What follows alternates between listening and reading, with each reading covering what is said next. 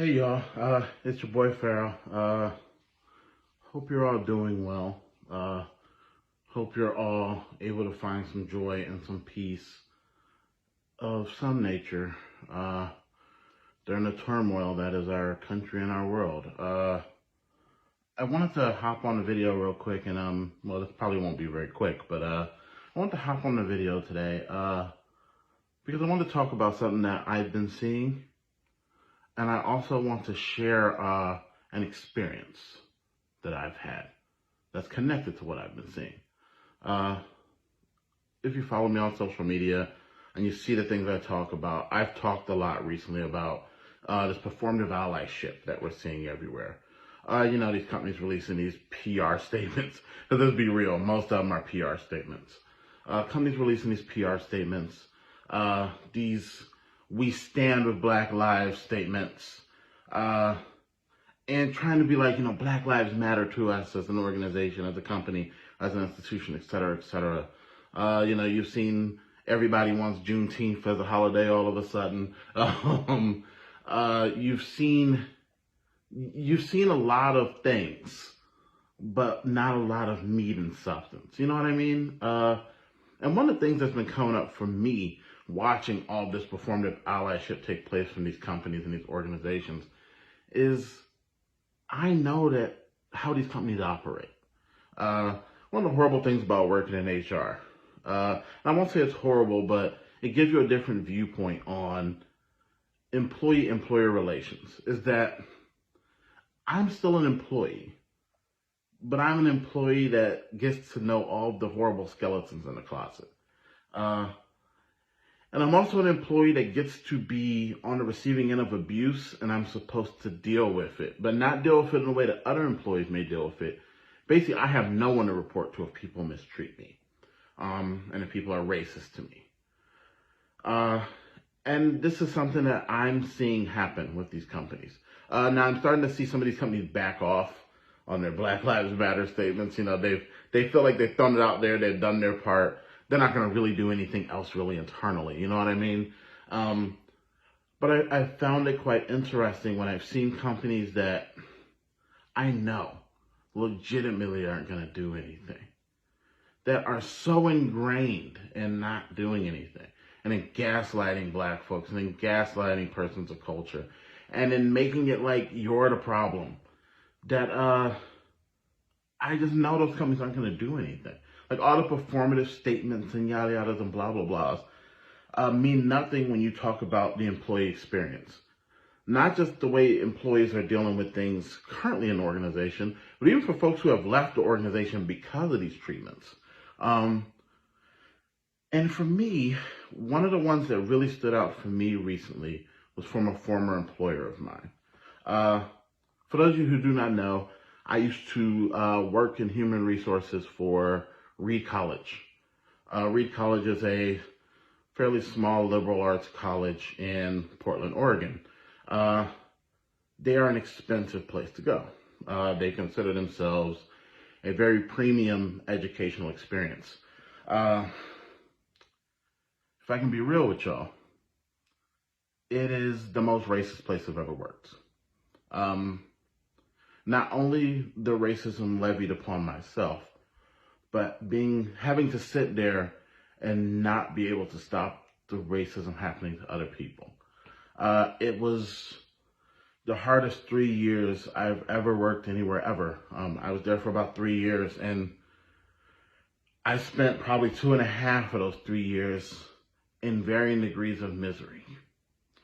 And the reason I bring them up is because recently they've gone the performative route, because of course they did.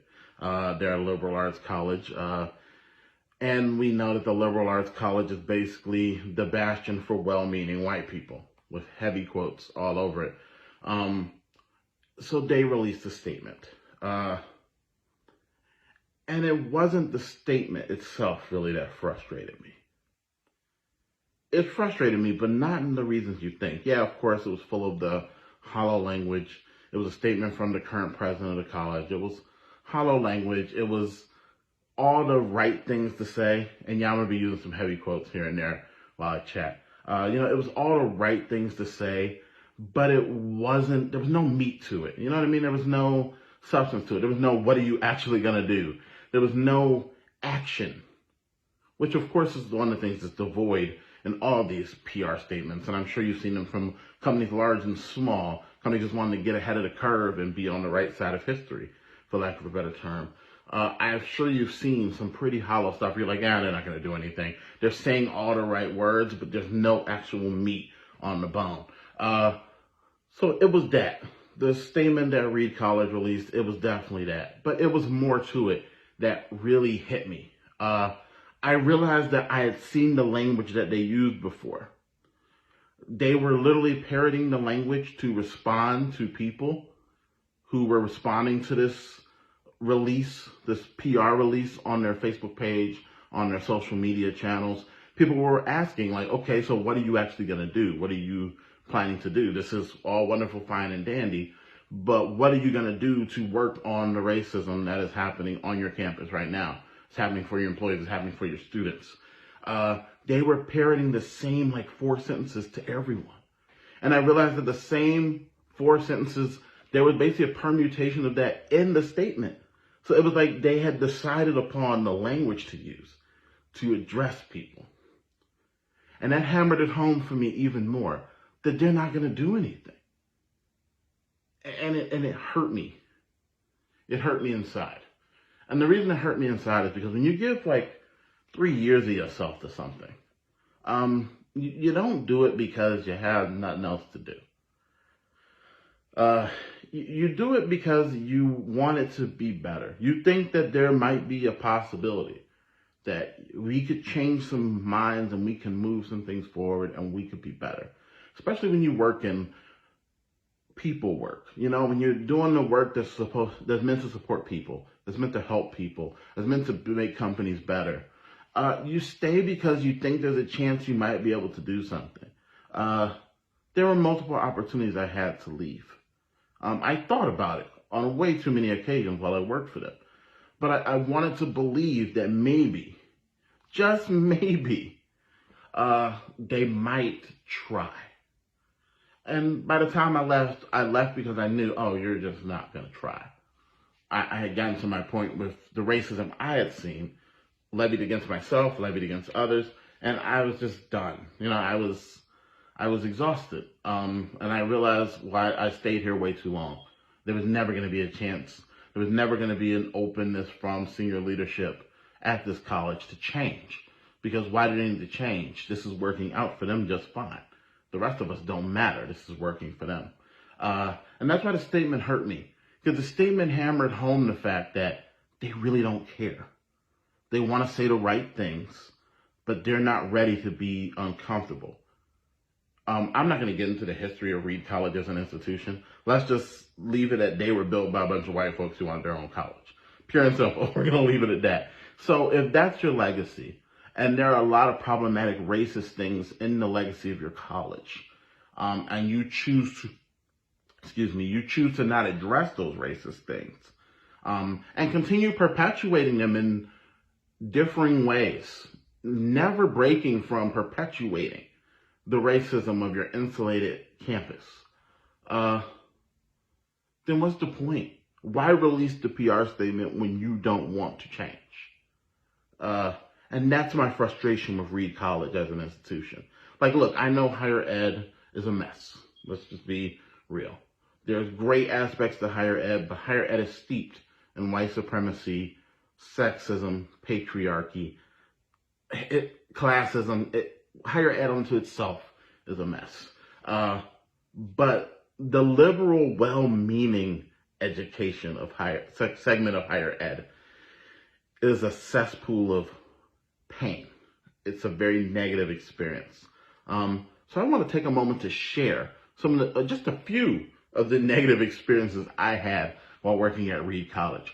Because, and I thought about this, and I thought about if I wanted to do this, because I realized what the implications were of me saying these things out loud and putting them online. But here's my thing, and this is who I am. I never shy away from letting people understand the pain that they inflict on others. The problem is, as a black person, we're always told to be quiet. We're always told to be civil. We're always told to be professional, to check in, to be a particular kind of person, in order to feel privileged and honored to be a part of these racist, oppressive systems. And we're expected to contribute to that racism and that oppression and harm ourselves mentally and emotionally while harming others physically, mentally, and emotionally. That's why I left. And I want to share some of these instances that I had. I'm going to share maybe 4 or 5. To be quite honest, there's probably like 40 or 50. And I'm not lying. Like, there was a period of time where I had a racist moment every day. There was about a 2-month period where it was like every day I went to work, there was a thing. There was somebody who said something to me, or I heard someone say something to someone else, or an employee of culture came to me to tell me about something their manager said or did to them, and would end the conversation with, look, I know you can't really do anything about it, but I need to talk to somebody. These things weighed on me. They would happen every day. So I'm coming to work Monday through Friday and just dreading it and trying to get to Friday. This happened for like 2 months. And when you have that kind of environment, you need to put out more than a damn PR statement. You have to be more than a PR statement. You have to actually bring a plan and show that you're going to do something. I'm not the only person that's ever talked about this, and there aren't a lot of us who have worked for them, who are persons of culture, who are even white folks who have witnessed this and left for the same reasons. And there really aren't many of us who are black who have talked about our experience at Reed College.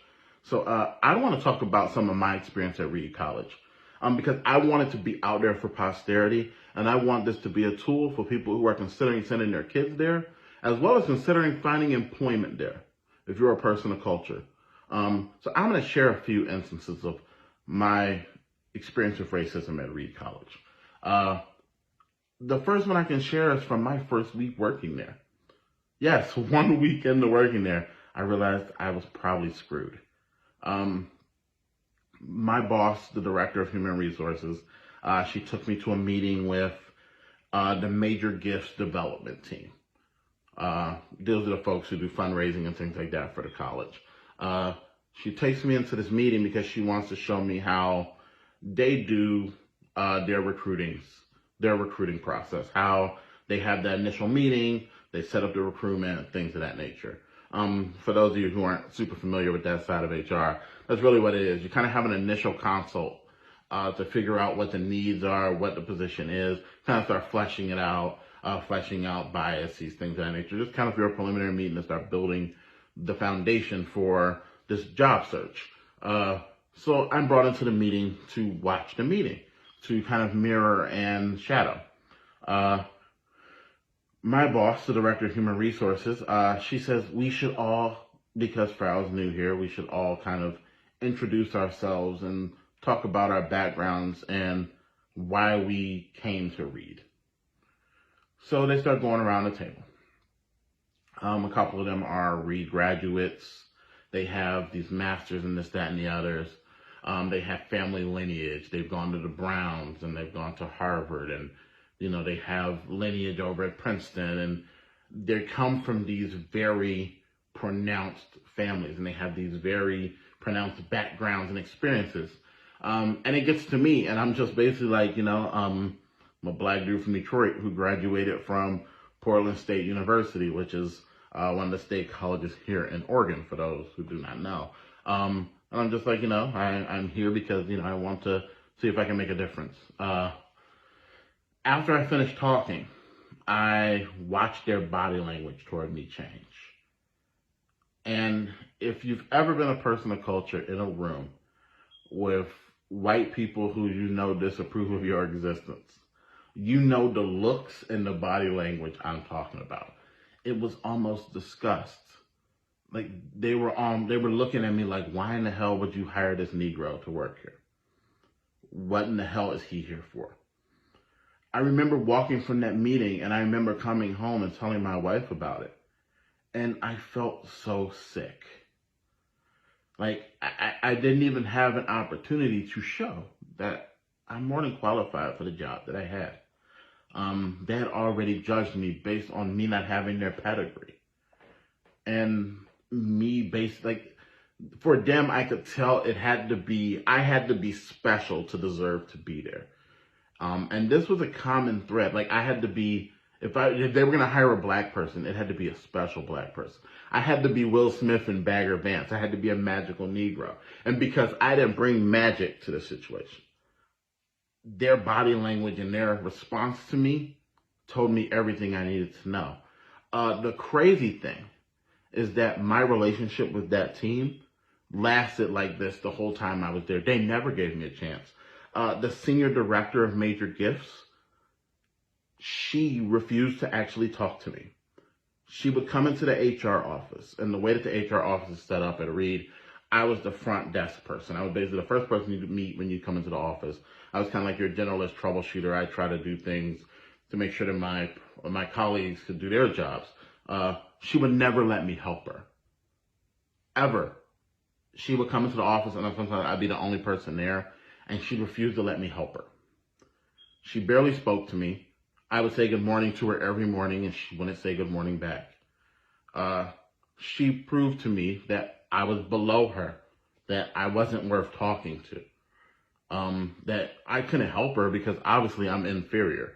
So I couldn't help her with anything that she would come into the office for, because why the hell did you hire this Negro?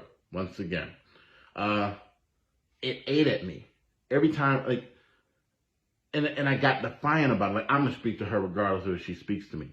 But I found myself verging on to wanting to yell at her and be like, why the hell won't you acknowledge my existence? Are you scared of me? But then I realized that if I did that, yeah, she'd be scared of me, and then I'd have no job. So that happened in my first week there. Other things that happened to me while I was there. Let me see. Because I can go through the list.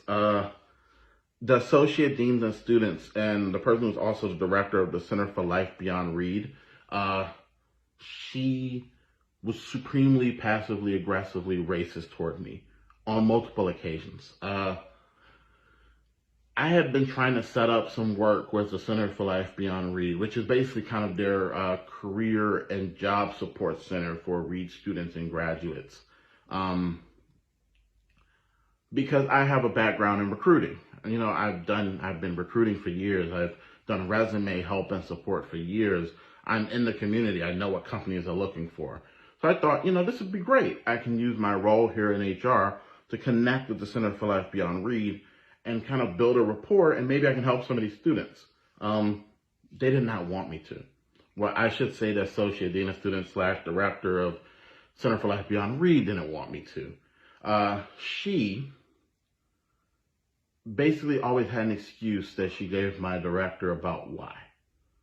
It was always not the right time, or it wasn't needed right now, or yeah, sure, we could talk about it, and then it was never brought up again. So Reed does this thing called Paideia. And Paideia is basically classes taught by members of the Reed community. So students, staff, former Reedies, which is basically like graduates of Reed College. They could come back and teach a course. So I taught a course on the 10 deadly sins of resumes. It's something I've been doing for a few years now. I've done this at high schools. I've done this in other college settings, called the 10 deadly sins of resumes, where I use current experience, because I'm out here working with companies, to talk to students about things they need to be making sure they don't do on their resumes. I did 2 classes. The first class went great. You know, I had about 40 students in there. It was great. You know, the students were asking questions. I felt like, yeah, this is great. The second class, I had about 20 students. The director of the Center for Life Beyond Reed decides to come in. She sits toward the back of the room and stares at me the whole time. Like, stares at me the whole time. She's taking copious notes. And she's making it very hostile with her body language and the way she's responding to what I'm saying. So I just go through it. Because, I mean, hell, this isn't my first rodeo. Like, I'm supposed to be intimidated by white women. White women have been intimidating me my whole life. So I just went and did my thing. Class went great. We get to the end. she takes over my class. She begins telling the students that basically everything I said was wrong, which it wasn't. I'll just be completely frank and honest with you, it wasn't.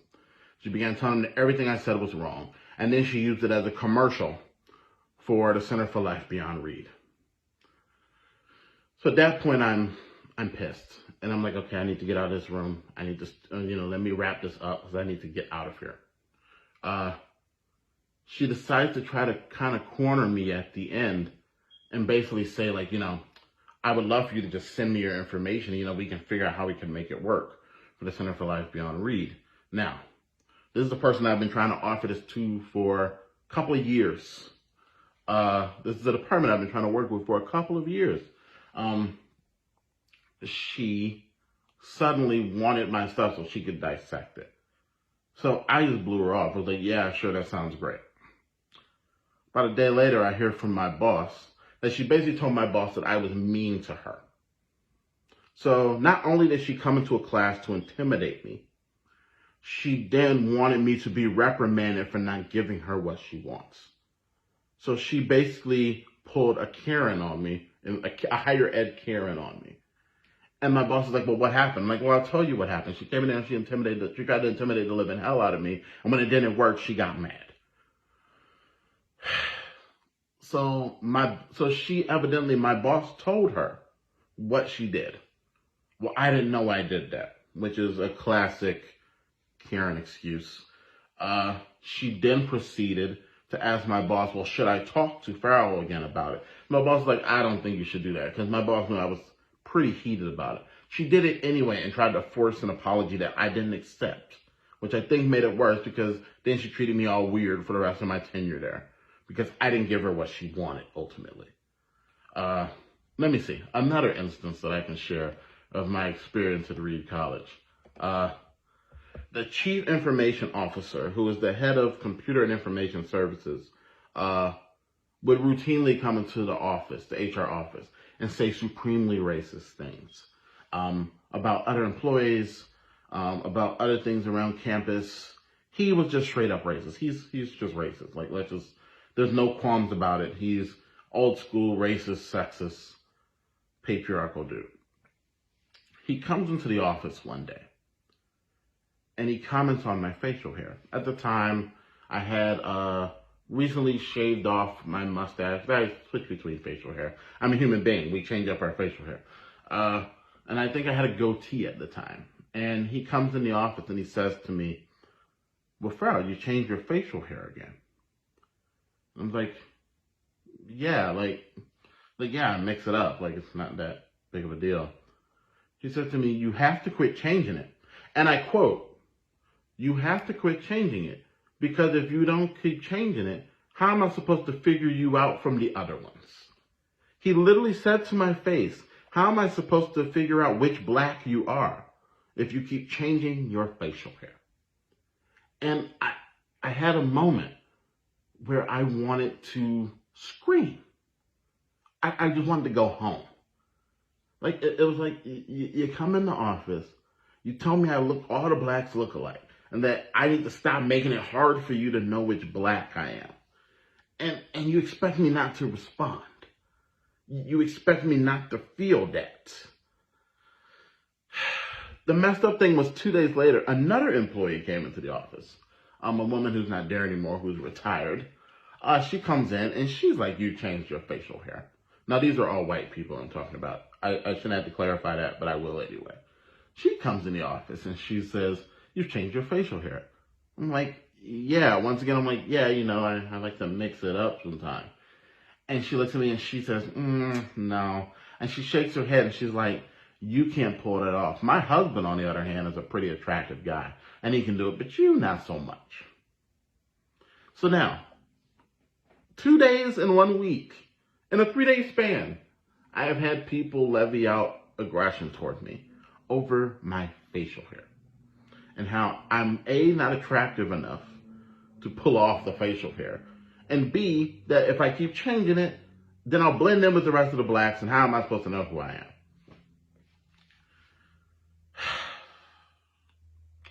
One of the last situations I'll mention happened before, a couple of months before I left. I ended up on a conversation publicly where I talked about how our hiring practices at Reed were not retaining persons of culture. We were not retaining black people. We were not retaining people of culture in general. A few days after having that conversation, my boss calls me into her office and she wants to talk to me about saying this because it's been brought to her attention by public affairs that I said this, that I talked about this with people. So it was twofold. It was, well, why would you talk about that? Because it's the truth, one. Do you think you'd have done anything different? No, because we should be talking about how we have an issue. But also that I was basically in trouble. That I was told to be reprimanded or written up. That my boss is supposed to write me up. I told her, I was like, if you need to write me up, go for it. You do what you need to do. I'm unapologetic about feeling this way. You know I feel this way. We need to do better. The interesting part of that whole scenario was that it ended up having a conversation with the Dean for Institutional Diversity about the fallout of that situation. And I wanted to talk to her because I was told that she was pretty offended with what I said. So out of respect, I wanted to talk to her about it. To find out, this wasn't meant to be a disrespect. I was just speaking truth to power in this situation. The reason she wanted to talk with me about it wasn't that what I said wasn't true. It was that if I say things like that and it gets out to the public, then people of color won't want to work at Reed. So it wasn't that, yeah, we have a problem, we need to fix that. Let's figure out ways to fix it. It makes me uncomfortable that we have that problem, so let's talk about it. It was, no, you shouldn't have said that because then black folks and people of color won't want to work here. And I didn't know how to take that because it's like, we should probably be deterring people of culture from working here. It's not like we're building an infrastructure that supports people, that makes people want to come in and feel like they can stay here. Like for black women that worked at Reed, the average lifespan was like 12 to 18 months being there. Like, it's not like we were retaining people. Like, it was the truth. It was like the issue was retention, not trying to dupe people into coming here. And I just didn't even know what to say. I was like, okay. Sorry, I guess. So we ended up having a conversation after that, about things that Reed could do. None of those things ever materialized. And I didn't expect them to be quite honest. After someone basically tells you they shouldn't talk about something because then people of color won't want to work here, how are you supposed to respond? Are you really supposed to believe something's going to happen? I could go on and on and on. I have dozens of these instances. I'm just going to kind of leave it there for the most part. I'm not the only person of culture. I'm definitely not the only black person who's had this experience working for Reed College. There are black people who still work there, who are dealing with this every day, who have been talking about this every day of their work experience there, who are yelling into a wind tunnel and being gaslit and being mistreated, while Reed puts out statements about we can do better, and as a community we need to bond together, but not addressing that they as an organization are a racist, classist, white supremacist organization masquerading as a liberal progressive place. And that is the problem. That is the problem with all of this performative allyship. People get left on the cutting room floor. And the people who usually get left on the cutting room floor, who still don't have a voice after you've done putting out all your PR statements, are the persons of culture that work for you, are the black folks that you've harmed, are the people of color that you've harmed, are the marginalized folks that your elitist institution has harmed, that your white supremacist organization has harmed. When you have when you have black women who have been yelled at in meetings by other black men, and in this case, the black man being the head of admissions.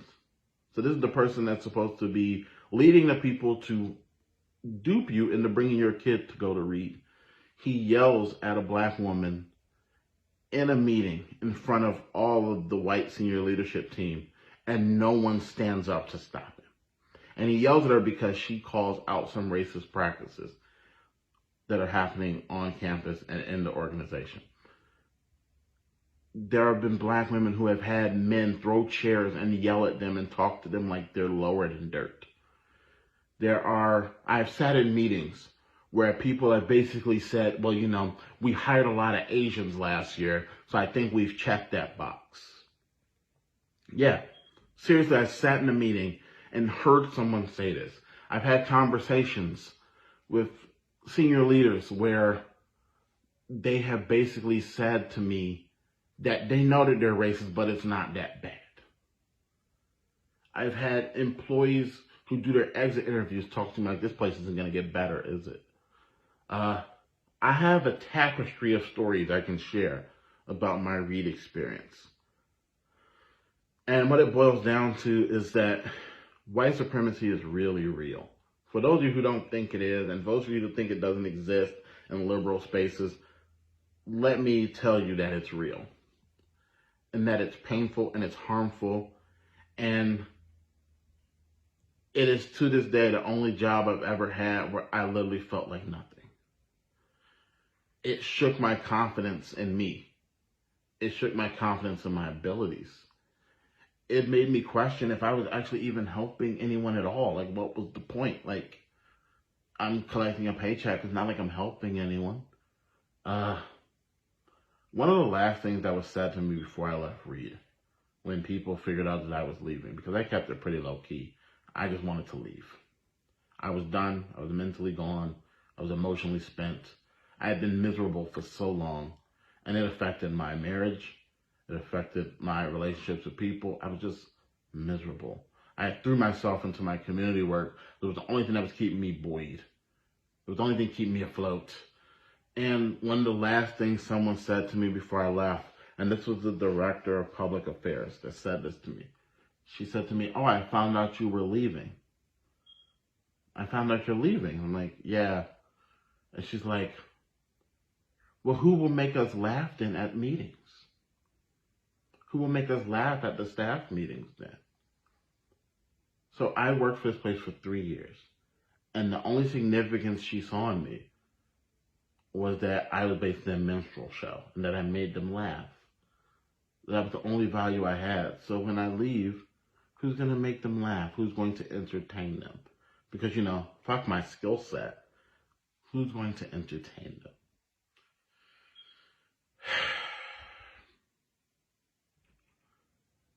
I know that the experience I just shared is not just my experience.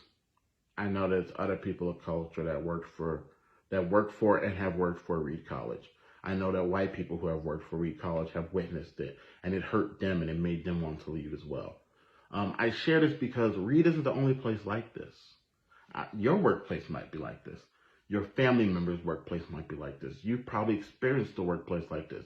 If you are a person of culture, if you are Black, Brown, Indigenous, AAPI, if you are a person, Latinx, if you are a person of culture, you have likely encountered this in a workplace you've worked in to varying degrees of pain.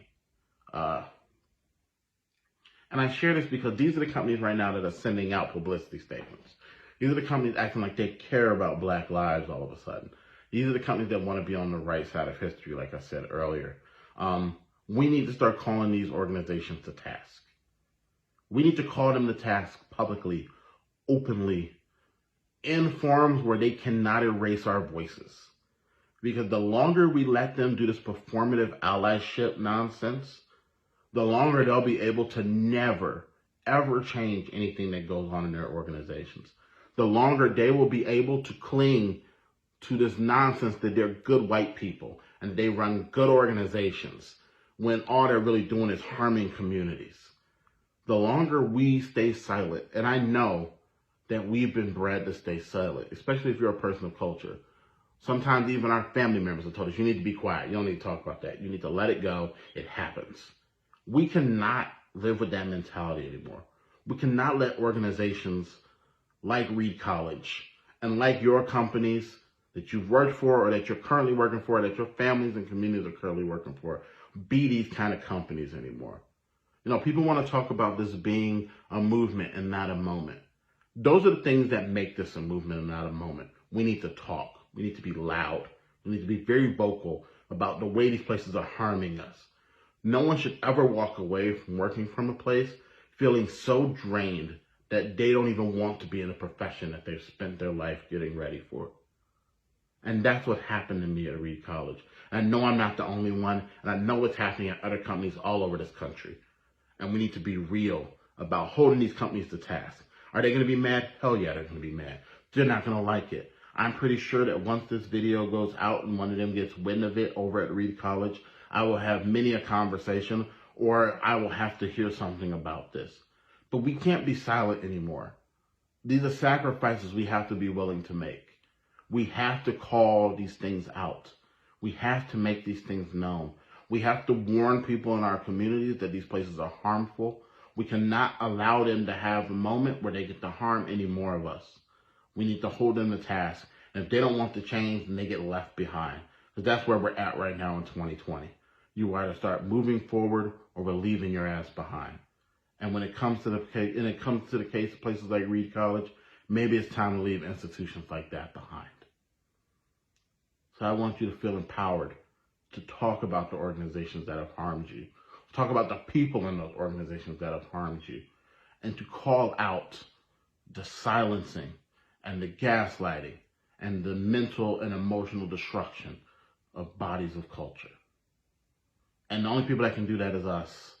And if you're white people and you're witnessing this, we need you to speak up too, because we can't be silent anymore. We need to all be very vocal about the toxicity that we work in the United States and the toxicity that is going on in our workplaces. So yeah, that's my story. That's my case. That's what I pleaded today. Hopefully, if you're working for an organization that has harmed you in this way, or that you're currently working for an organization that's harmed you this way, you feel empowered to join with your fellow colleagues and try to do something. You can always reach out to me. I got your back, because we got to do better. But until next time, take care of yourselves and each other. Find some joy. To all of my persons of culture, much love. To all my black folks, I know it's hard right now.